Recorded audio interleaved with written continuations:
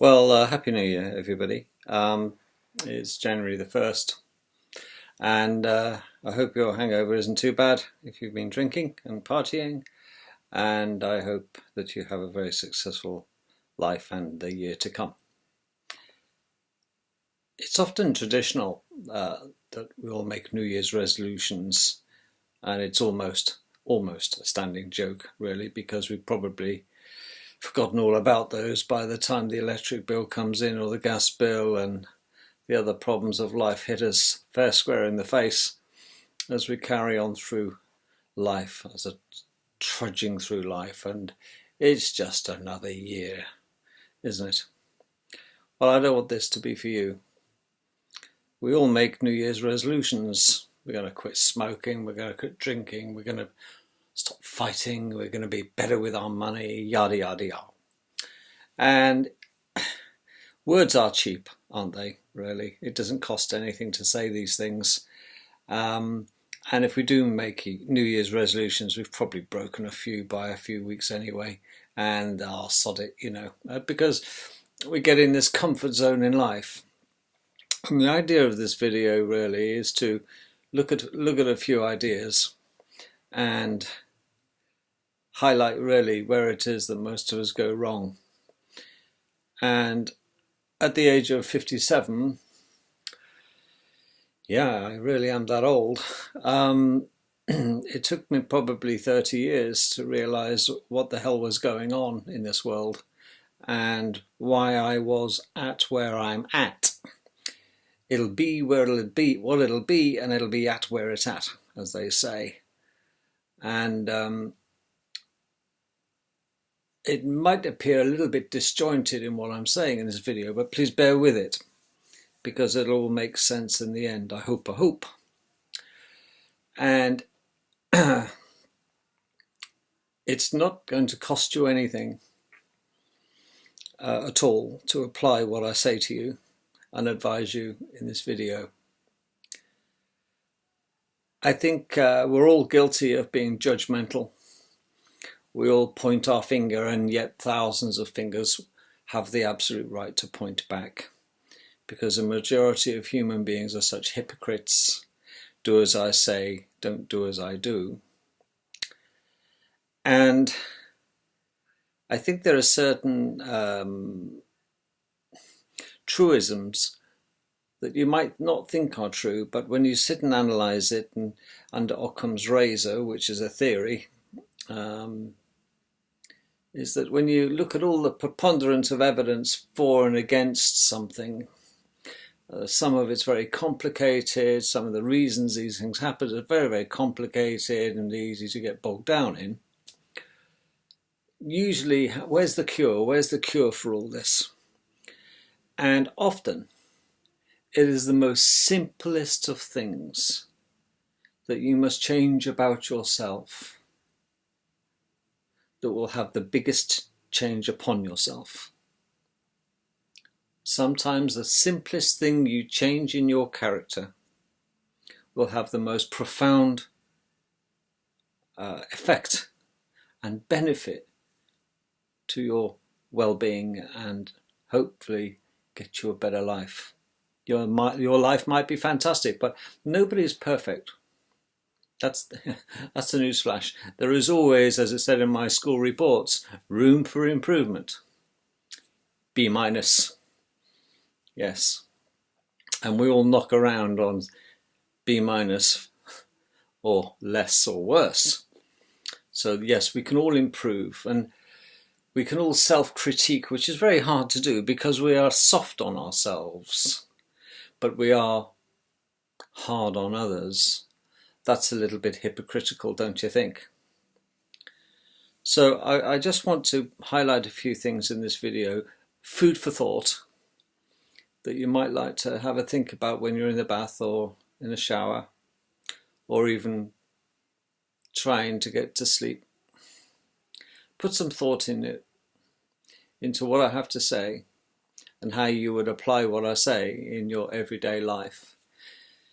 And it's not difficult. It's not going to cost you anything. It's just going to cost you time that you would have spent thinking about what was on TV last night. Well, let's change a few things. Because if you keep doing what you've been doing, you'll keep getting what you've got.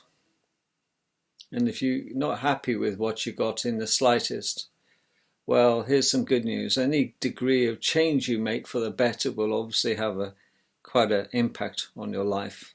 It might not be immediate, but eventually, like a little flower coming through the tarmac on the ground, it'll get through.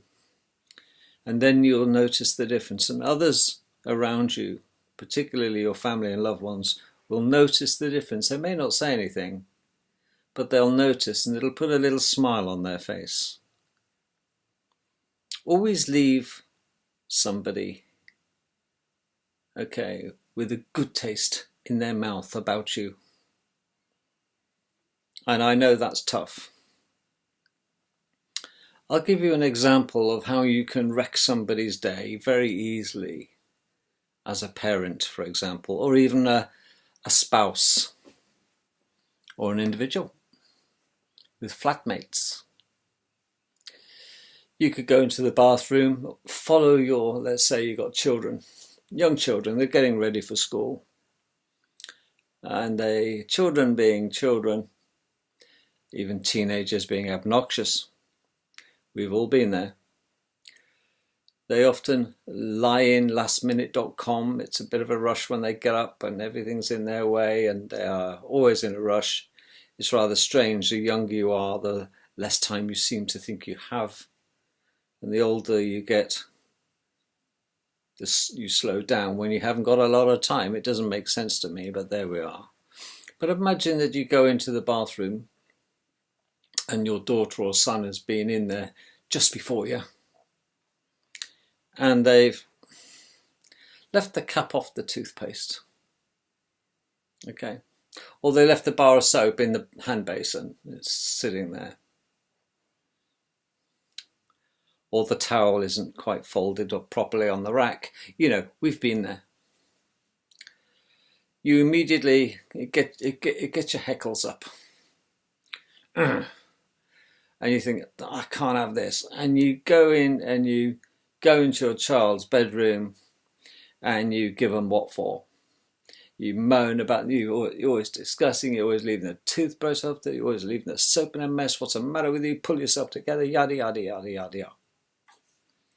Slamming doors, arguments, and lots of eye rolling. And that made you feel good. You've put them right. That's it, you've put them right.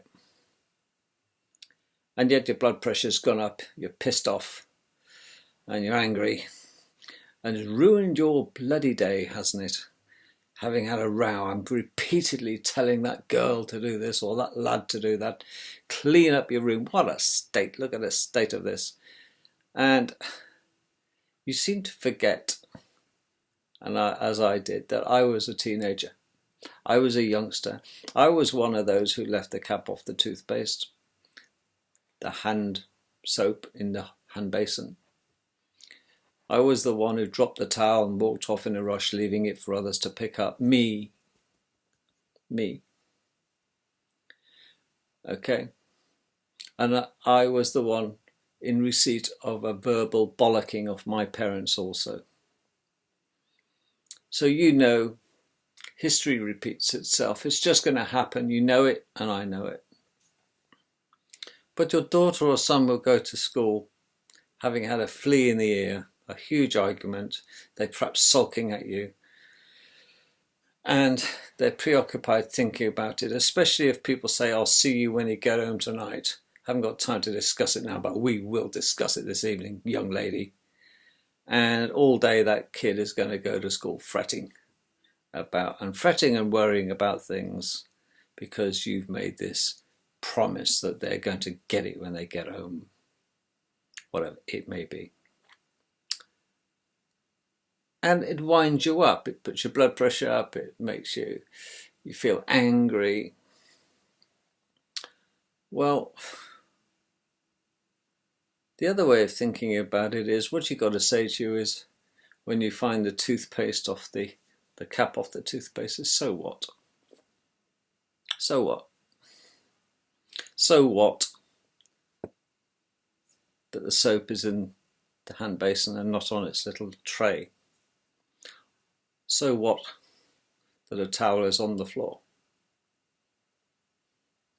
It takes a fraction of a second to put the cap on the toothpaste or the towel back on the rack.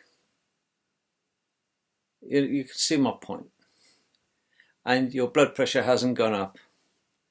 You might internally think, God, she's done it again, or he's done it again. So what? In a year's time, who's going to give a rip? Who's going to care tomorrow or the week after or a month after? Nobody. Because people grow out of doing things like this naturally. But instead you choose to pick an argument. You're going to show them the wrongs of their ways, the errors of their ways.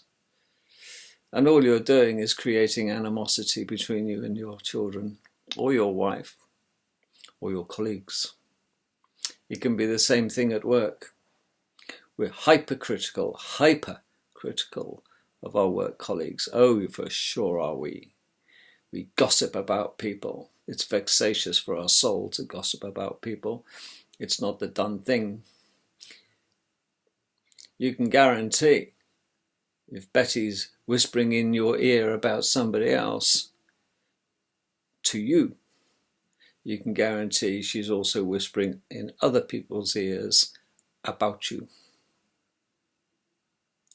So it's wise not to gossip.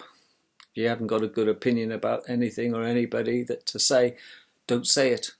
Think once, think twice, and don't say it.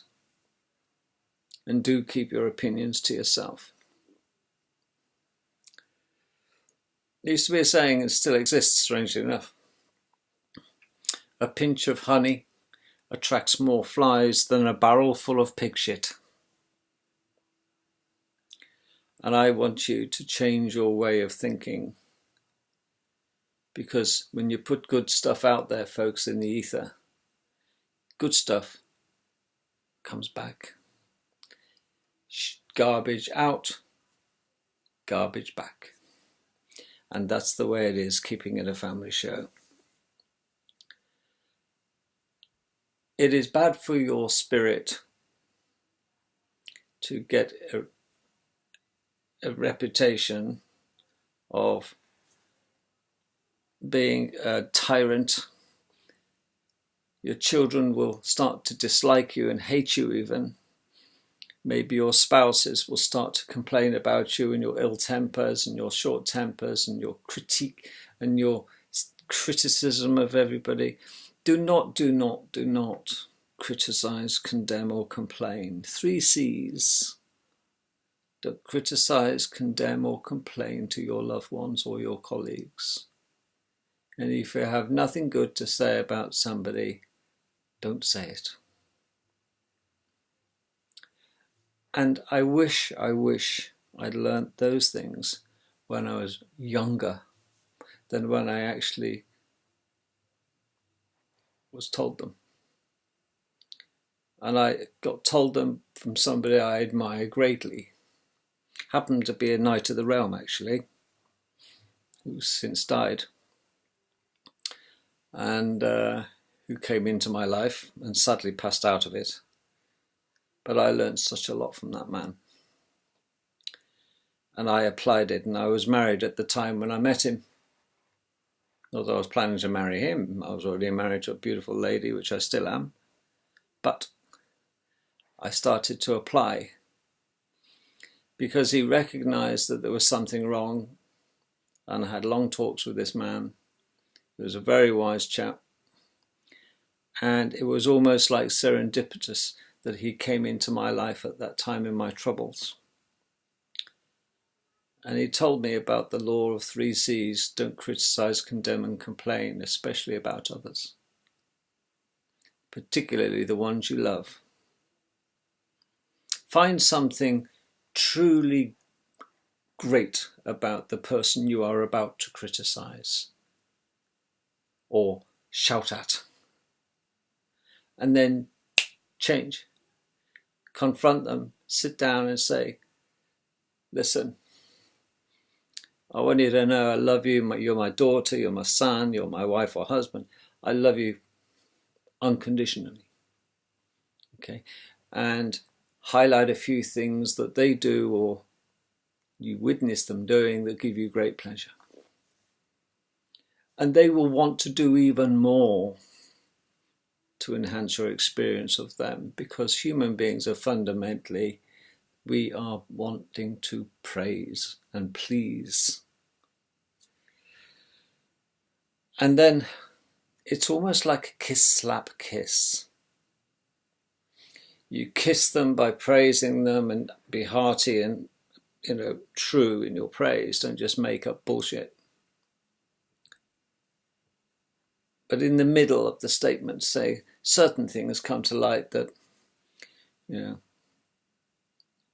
betray my thoughts about how wonderful you are. And you, for example, you leave the screw off the toothpaste top, but of little consequence, because I'm so proud of you. You're a delight. Anyway, have a lovely day at school. You'll find that child won't leave the toothpaste top off the toothpaste. They won't leave the bath dirty again. They won't leave towels on the floor. You see what I'm trying to say? You don't have to shout and rave and rant. The information is still the same, it's just how you present it. Think once, think twice, and say nothing if you haven't got anything good to say. And don't send your wife, husband, or children out into this world feeling upset and angry with a tear in their eye of frustration and hurt in their hearts. Because what good does it do?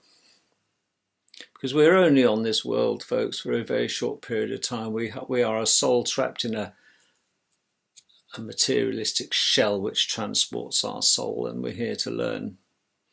And we ain't that great ourselves. Let he who is without sin cast the first stone. Well, there's so much truth in that, isn't there? And yet we sweat the small stuff.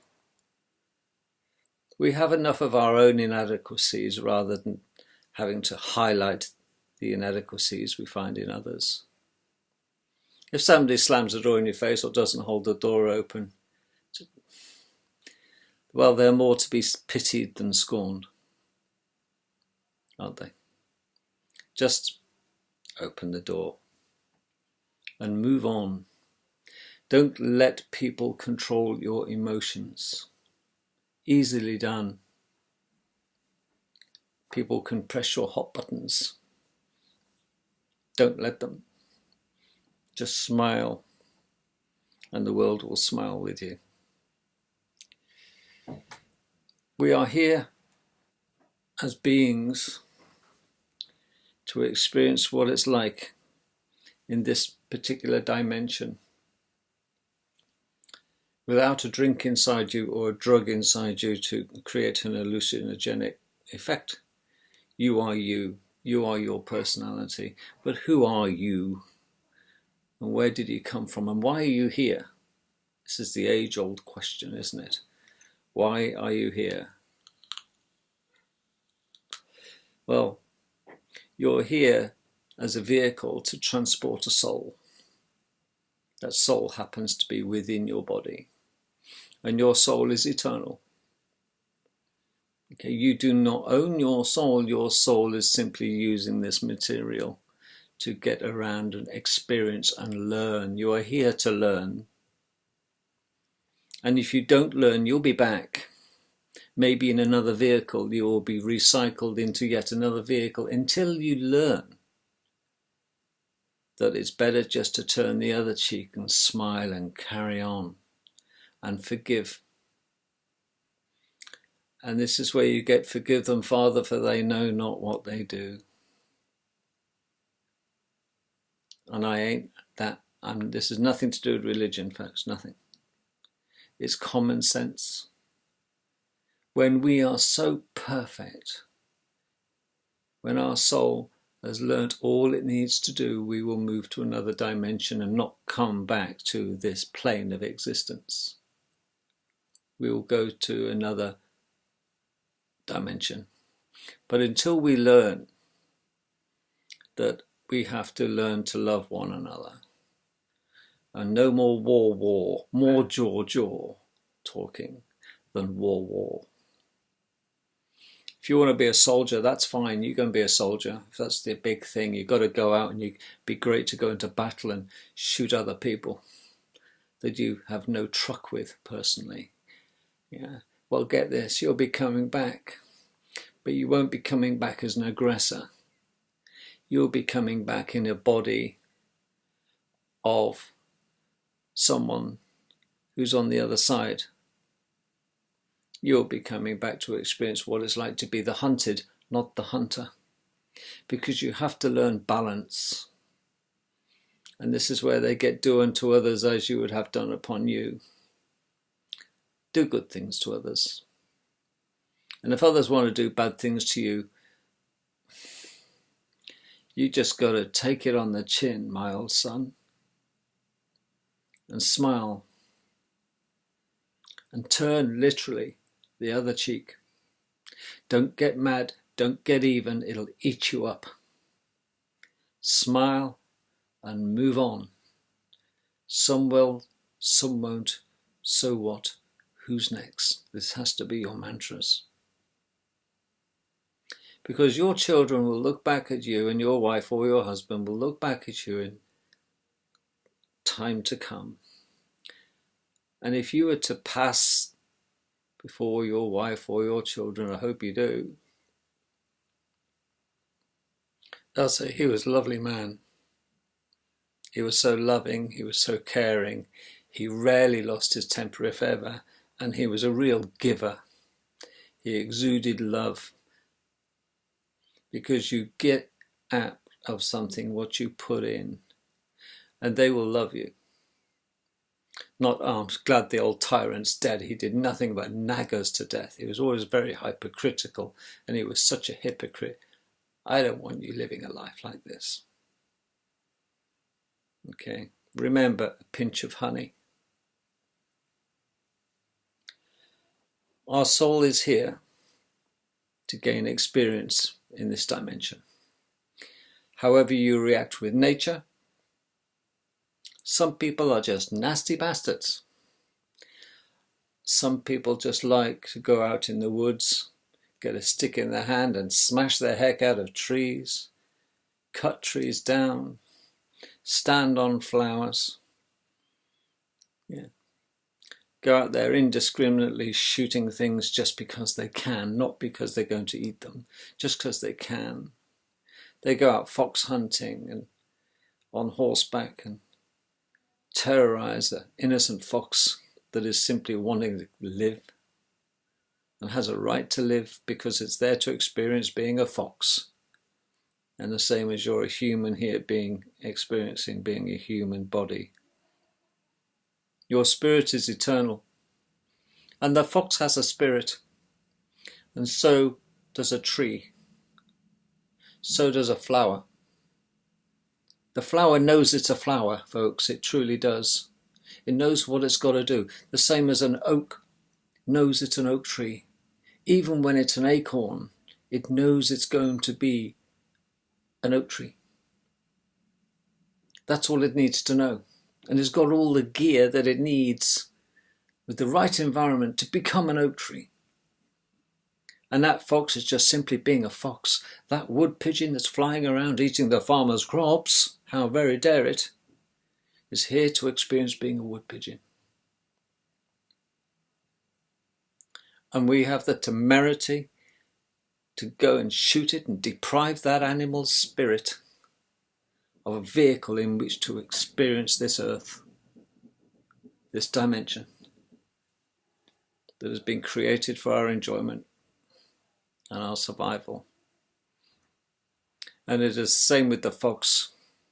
It is the same with the elephants that are being slaughtered in Africa for their ivory. And this is what's wrong. we will never seem to learn. It's a tragedy, because it's not our job to go around killing things just for sport. It's not how you can get such fun and enjoyment out of depriving an animal out of the joy of living is beyond me.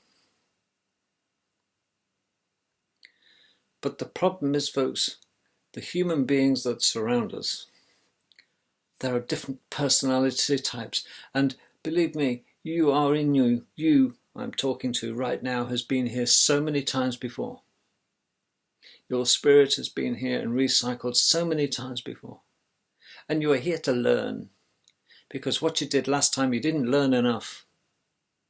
Because once you've got sufficient clarity and knowledge in your soul, and you've righted the wrongs you've done in this life, you'll be coming back to continue that correction process.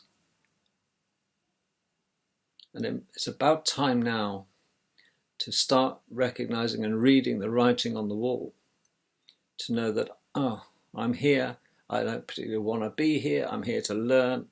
I might enjoy it some days, I hate it other days. My life is crap, it's going nowhere. You're drinking too much, you're smoking too much, you're eating too much, your life is just crap. And you do these New Year's resolutions, which are a standing joke.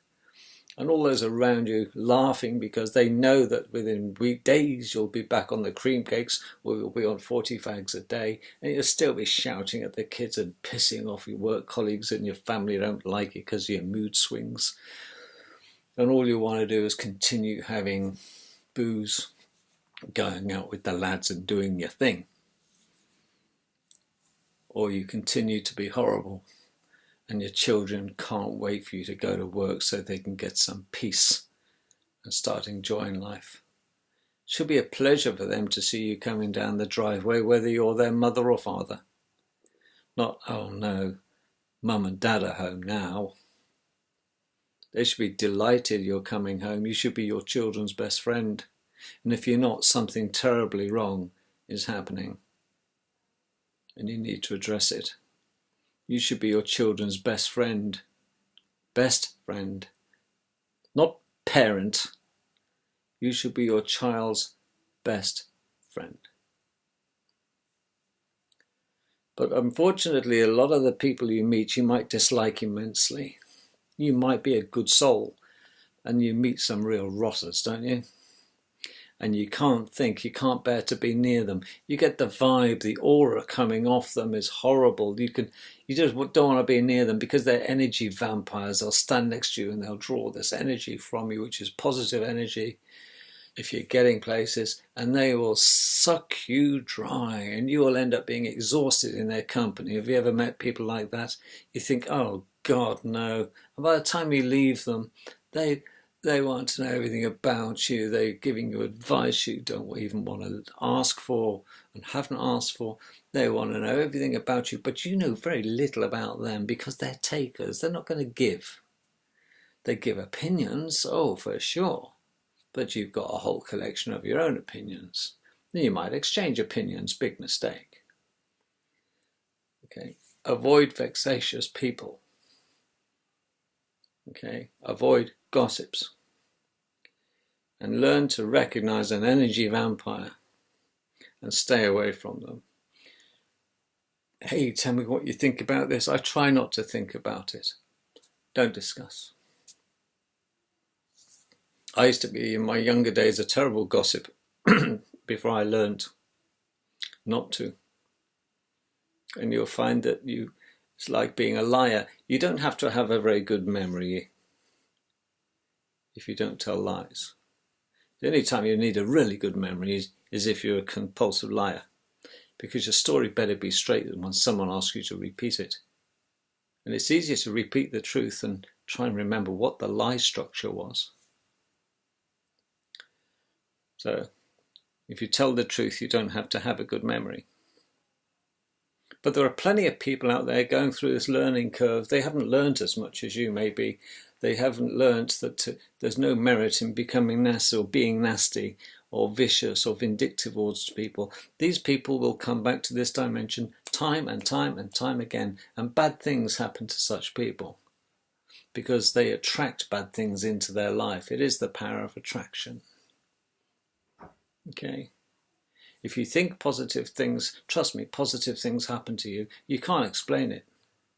You really can't. You can't experience it. You can't believe it until it actually happens. But then you'll find the more positive you become, the more positive you become. If you put out good stuff, folks, you'll get good stuff back. It might not happen quickly, but ultimately it will. And let the others have their problems, have their complaints, have their whinges, have their viciousness, have their fights, and threaten violence upon others and hurt each other. Because, trust me, just smile, because they're going to be coming back to this time and time and time again until they learn. They have to learn. They ain't worthy of going anywhere else, and they have to come back to that vehicle in another form, another body when they're reborn, stuck into another body to experience it. So if I'm a soldier and I've gone out shooting people, guess what? Next time I come back, if I've been shooting innocent victims of the warmongers that have put us to war, I will go back and reincarnate possibly as somebody in Iran who's going to be shot by a British soldier. But that spirit was a British soldier, has now become a victim. So they know you get what you put out, ultimately. And then that spirit from the Iranian, will move on. And that'll know what it's like on both sides. I've had pain and I've had pleasure, and I'll tell you what I like and I prefer: pleasure. You see, every experience you have in life, folks, it's two things. We only do things in life, or say things in life, for two reasons: to avoid pain and to gain pleasure. Just two things. That's the only reason we do things, for two reasons: the avoidance of pain and the gain of pleasure. Otherwise, there's no point in doing anything. The gain of pleasure could be getting into another dimension when you die. You've had enough. You've washed your hands of earth as you know it, and you'll be going to another dimension because your form may change. You no longer need to come back as a human, but your spirit will go and inhabit something else. You see, because you've learnt all you need to learn now, but some people in this world, they need to learn so much. They keep making the same mistakes again and again and again. Some people actually expose themselves to the degree that when they have a few beers, they're nice as pie until they have whiskey, and suddenly their true spirit comes out and you hate them for it. Oh, he's a lovely chap until he has spirits, a whiskey or two, and he gets drunk. Then you want to stay away from him. He's a nasty piece of work. Or women, they can be absolutely gracious, fabulous. You think, oh, she's adorable. And then she gets drunk and starts acting like a two-bit hooker and totally out of character. Because we have this split psycho, don't we? We have this split personality. We all do. And suddenly you've let your guard down. The suppression has been lifted. And the resident, dominant entity of that spirit is given freedom. And then you see the true person behind the facade. Well, you have to be very careful, because there are plenty of smiling assassins out there. So this is your journey, and I want you to make yourself keep it to yourself. There's no merit in shouting around saying you've got these resolutions, you're going to do that. Oh yeah, okay. but keep them to yourself. Because information and secrets, once they're out your mouth, they've flown. You'll never get them back. And you'll lose the power. You must keep things in your head. Walk quietly, but carry a big stick. And let that big stick, for your protection, be what goes on in here. Because they don't know what's going on in here until you open your mouth and verbalize it. Be quiet. And the only good things out of your mouth should be positive, genuine, hearty approbation and praise to people that are around you. And gain yourself a reputation of being a nice person. Even if you dislike the people you're being nice to, it's not false. But you will give them and set them an example of what it's like to be special, and that's you. Give them something to aim for, and that's to become like you. And give your children something to look up to, because you want your children to become and have the same morals and the same feelings. You want your grandchildren to be spoken and cared for with love from your children. Teach others how to treat you. And don't take any crap. I don't mean beat the living daylights out of somebody who gives you a hard time, but avoid them. And eventually, if you ignore them, they'll go away. If you react, it'll be like moth to a flame for them. Just say nothing and move on and give them little, if any, attention. And they will get bored and they will drift away from you, off to seek other victims of their attention. But be a confidant for your children and your wife or husband. Be the go-to person when they have a problem. And it'll be a delight to live amongst your family instead of a penance having to live with young children and teenagers. Think of the ideal person, the ideal parent in your head, and then be it. Don't just talk about it. Be it. Tell them how much you love them. And remember, if you're going to criticize, don't. Praise, highlight a problem, and praise. So you leave on a positive note and let no child go to school upset or fearing coming home. Because what would you do if they didn't? So this is how to have a nice 2019, folks. It's amazing. Nice things happen to nice people, and ultimately bad things will happen to bad people. It's the law of laws. And don't treat animals any less than you treat human beings. And look after our environment. Don't stand on the daisies when there's grass to be trod on. And everything is here for a reason. And just because you don't know what that reason is doesn't mean you can destroy it. Swans are here to learn to be swans. And animals have souls. Have a lovely 2019. We'll talk about things tomorrow. But be nice. Take care. Love you all. Catch you tomorrow.